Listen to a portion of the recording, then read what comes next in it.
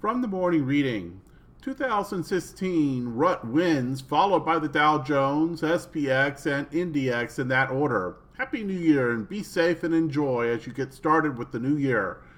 On our weekend in December the 30th, only one of 10 sectors moved higher. XLRE was up 1.38% for one of the defensive sectors, and that was followed by utilities, another defensive sector, at a very marginal negative performance of a 0.08% down.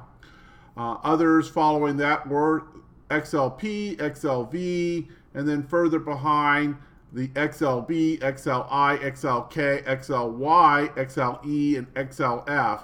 Good news is none of those were down by any significant amounts. XLF in last place was only down 1.4%. Let's take a look at year to date since we've got a brand new year on us. For the year to date, the leading sector was energy. It was up nearly 25%.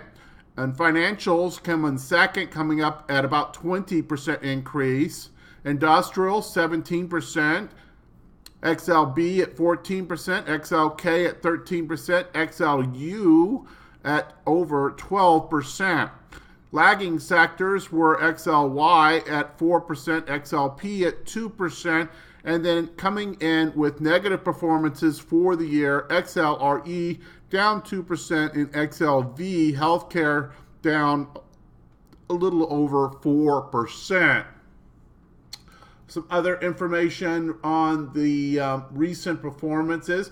With Friday, the last trading day of 2016, the Spider broke short-term support on above average volume. So did the Qs. That's the bad news. The Spider volume was as much as 59% below average in the morning. A late volume surge in the last 2 hours sent the daily volume above average. The majority of the late volume, over 30 million shares, came in on the last 60 minutes and what was buying volume. Friday's Spider volume looks like a mini capitulation volume day. The Spider hits its 30-day moving average support and bounce. The Russell and the Diamonds also held above short-term support. XLF and many of its component stocks were positive on Friday, meaning financials did not confirm the move lower.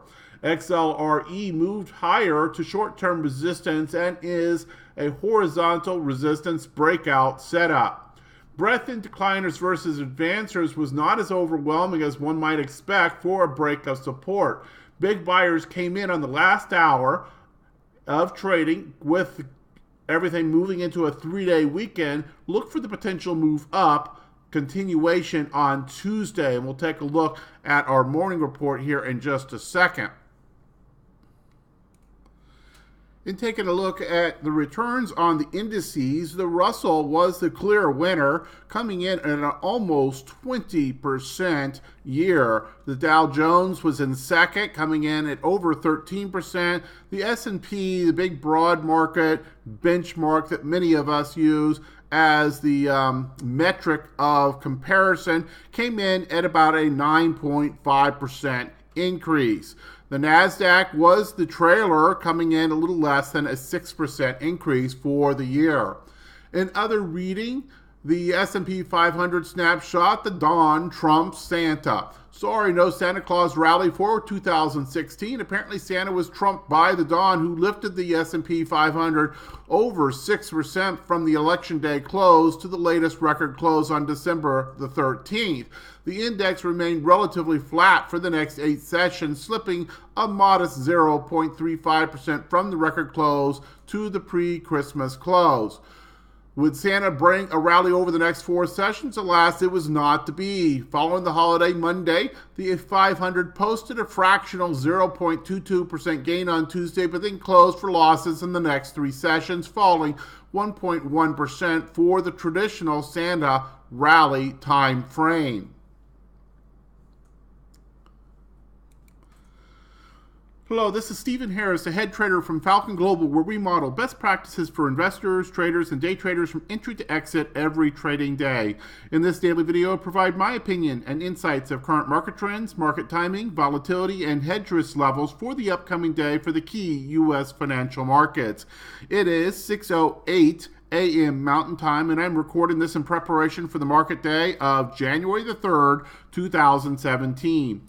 Full disclaimers are at the end of the video, but be aware that this is for educational purposes only, and only you are responsible for the investing or trading decisions that you make. So let's go ahead and dive into the morning report. And indeed, much as was mentioned by one of the morning readers, one of the morning authors, that we might have something of a continuation pattern from the closing activity from Friday, and we have had that. The S&P futures at this point are up about 17 points, or about 0.75%. Russell futures are up about 1.4%. Nasdaq's up about 0.8%. Dow's up about 0.75%. Crude oil's up about 2.5%. The euro's down about 1.5%, and the bonds are down nearly 1%. Gold is down just below scratch.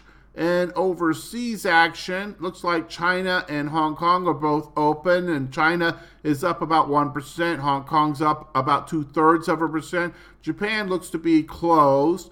Germany is open and is up just above scratch, as is the United Kingdom, also open, but their performance is a bit better, coming in at about 0.5%.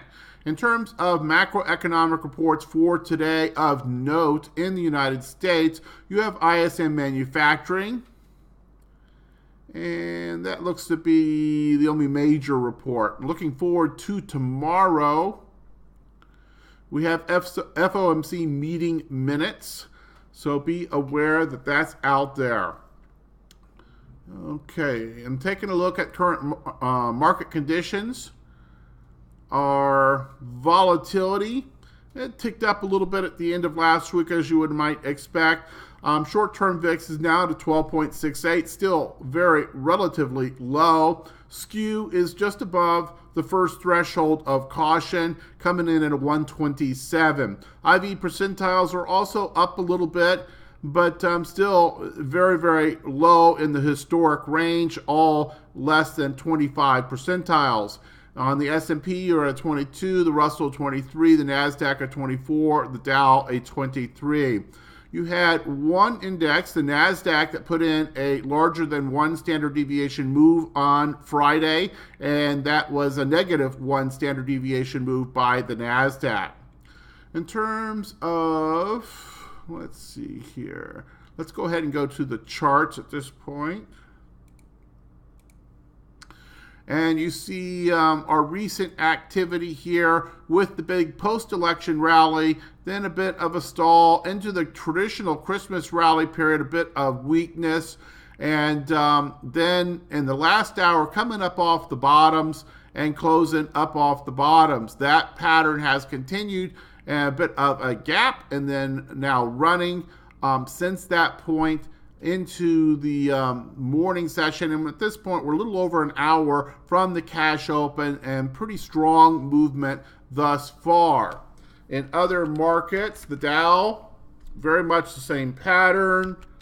Nasdaq experienced a bit more of a whippiness in those final days of last week. You had a new intraday high for the Nasdaq, but then that was followed by more weakness than the other indices. So, and it cut below the recent area of resistance, now turned support. Well, that support didn't hold, and Nasdaq broke down below that, and right now is trading right back up against that area of probably resistance at this point. So it's going to be interesting to see what the Nasdaq does in this area.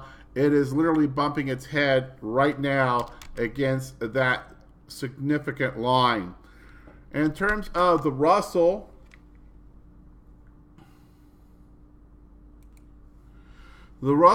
as you saw with some of the other indices, did not fall below that area of support, so no break there. So this right now looks like a bit of a complex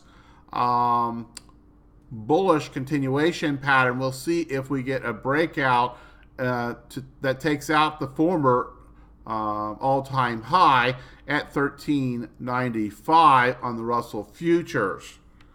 Okay, and let's look at other markets. Crude oil. Crude oil had the big move overnight and has come into 52-week highs at over $55 a barrel.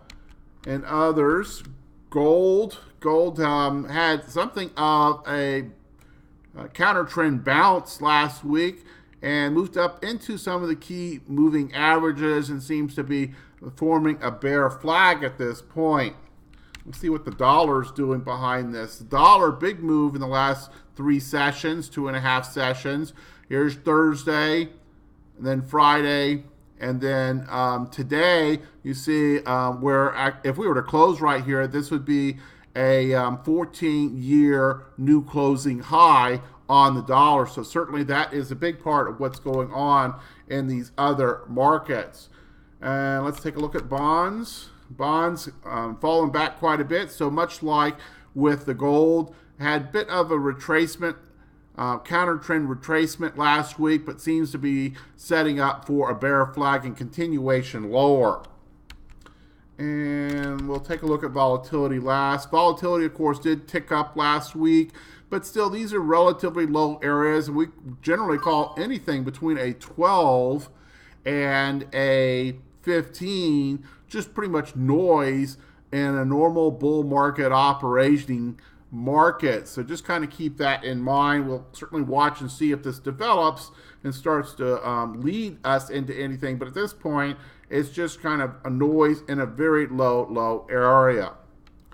So I think that's probably enough with the charts for today. Let's go ahead and go to the daily report.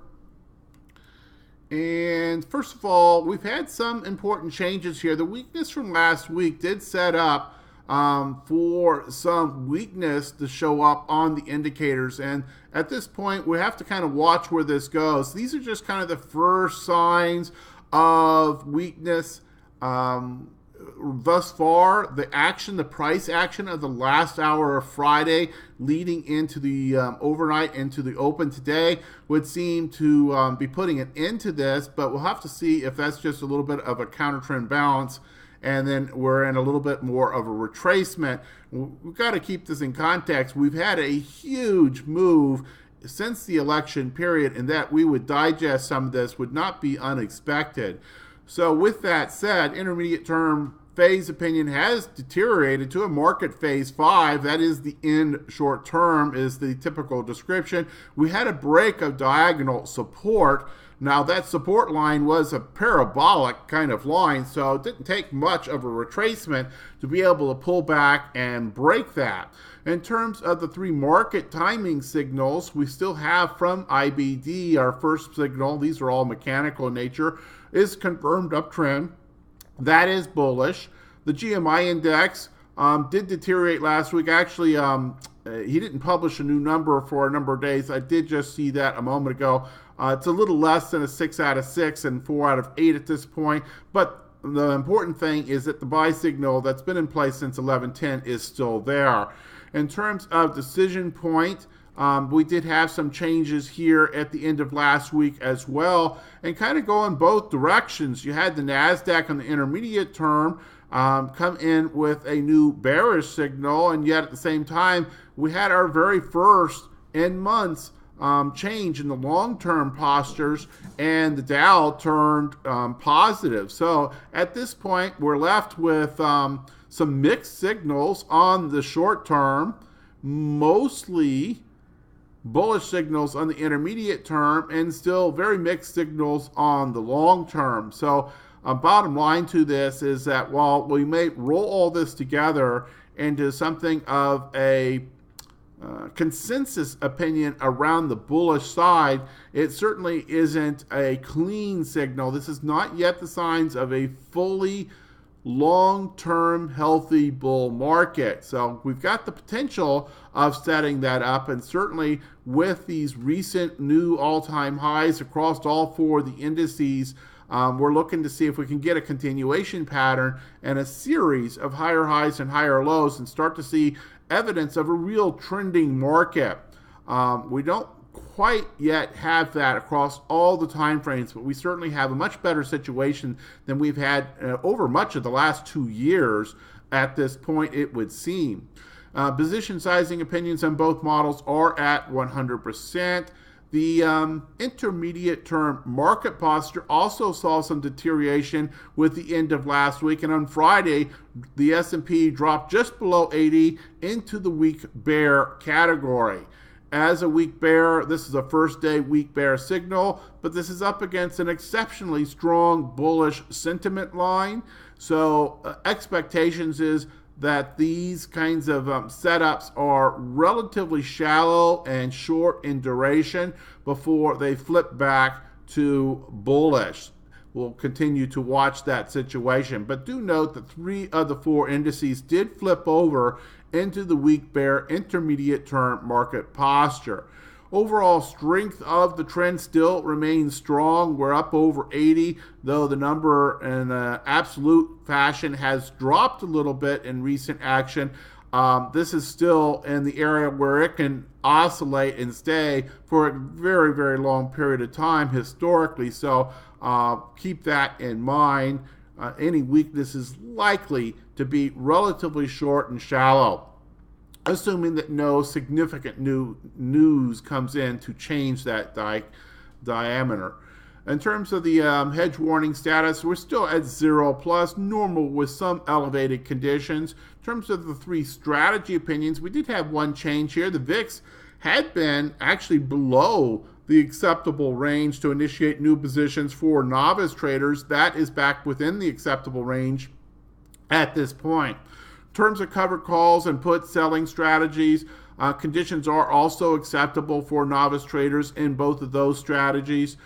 Still relatively defensive. Remember, we're at all-time highs, so it's not easy to just simply load up all kinds of new positions out of cash all at one time. You should be playing into this market as it and gaining additional delta exposure as the market continues to confirm evidence of a strong trend moving to the bullish side. Overall, 1-to-1 ratio of out of the money, in the money strikes. Also consider a 1-to-1 ratio of high beta versus low beta positions until we start to really settle in. In terms of specific warning areas, we've had a number of these kind of develop with recent weakness in the market. The volatility ratio warning did fire with Friday's action. We also have the daily squeeze on the VIX that has now moved to fire long. And look at the distribution day count. We now have the S&P into warning area at 5, along with NASDAQ at a 9. Skew is in the first area of warning. So we've got several volatility metrics that have fired their warning signals, though we would keep in mind that most of these are within the context of very low volatility, and really the only thing that is a serious signal here at this point is that the NASDAQ's at 9 distribution day count.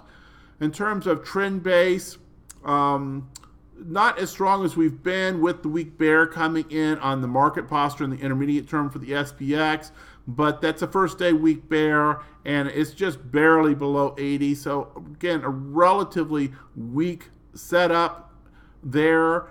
We do have, and we've been watching this, we generally consider this intermarket risk aversion indicators to be our most sensitive and showing us turning points early. And you have to say that, they did show us that there was some upcoming weakness this time. All 5 were in the risk-off position prior to the weakness of the last 3 trading sessions.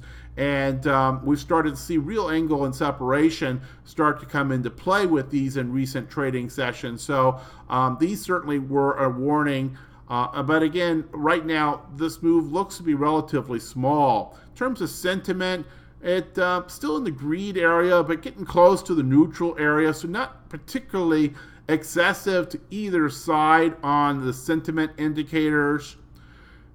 In Now, as you would expect with that weakness on Friday, it was pretty broad base, though you did have a bit of a bounce in the last hour, and that was especially evident in financials. Most of the financials did not break their support. Most of them were positive for the day, and it's very, very difficult to have a bullish market without the financials performing well.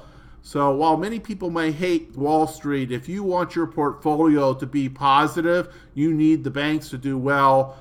They are a linchpin to the overall economy and reflect the health of the overall economy. And certainly they were positive on what was generally a very, very negative day in the other sectors, as you can see.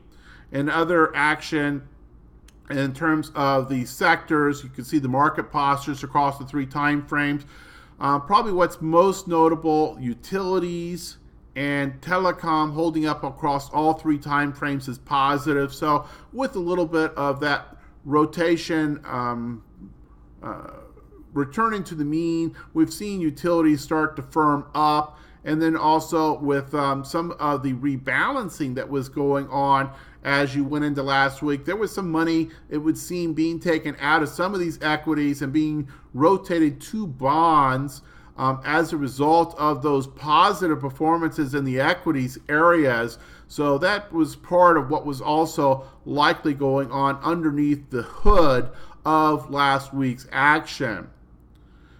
And you see the percent change across the different time frames. And then, of course, the year to date. And then for the 1 year rolling period, things have been generally much, much better since we've had the positive action coming out of the post-election period. In terms of relative rotation graph, we'll make one special comment here as you look at this graph. KRE is actually on a moonshot. If I were to actually show the whole graph, it would be way up here. So the regional banks are doing exceptionally well, and perhaps so well that it's hard to find a place to get in to that action if you're not already in. If you're in the regional banks already, then you're just simply managing that position at this point.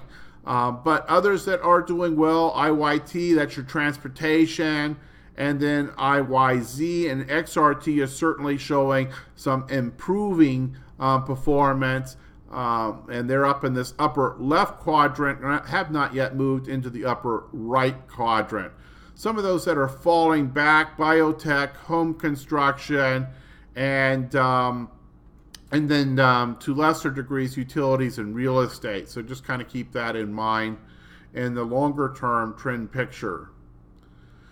Okay, I think that's probably enough for today. Let's go ahead and wrap this thing up. We're a little over 22 minutes, but not surprising after a holiday period and bringing everything back up to speed. I'll scroll through these slides. If you see something of interest, just hit the pause button.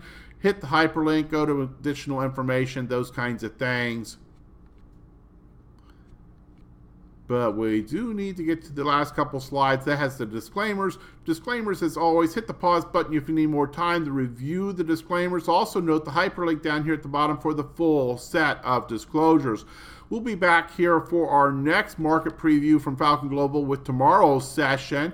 In the meantime, manage that risk profile and everything else should fall into place. And then, of course, each and every trading session, seek to go out there and learn something about your craft. You'll be much better trader and investor for it. Good trading.